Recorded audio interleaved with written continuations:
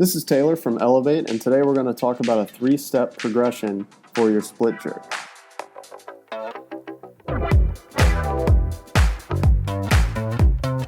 Now my first focus is going to be on your footwork.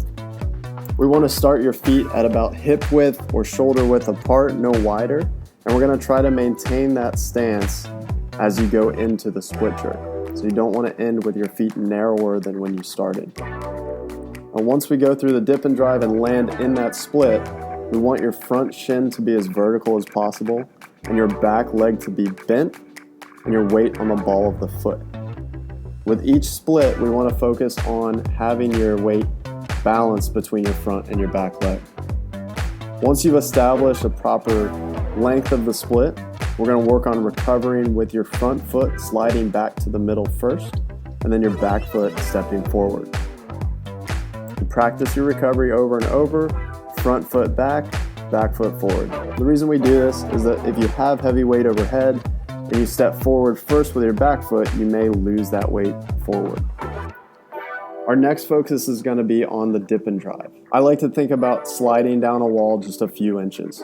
So we're keeping our weight on the middle of our foot. We're sliding down that wall, keeping the torso upright. Your knees are going to be bent but slightly pushing out to the sides. And we're going to control this dip down and use our speed on the way up. Now this brings us into doing the full split jerk. Part of this drive is having an upright torso. So your elbow positioning and your shoulder positioning is going to be really important.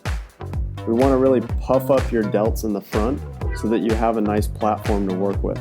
This way when you do the dip and drive, you have a good platform to launch that bar off of. Your elbow positioning is going to be down and slightly out front, and this is going to keep us in a good position to press and drive that bar vertically to support the lockout overhead.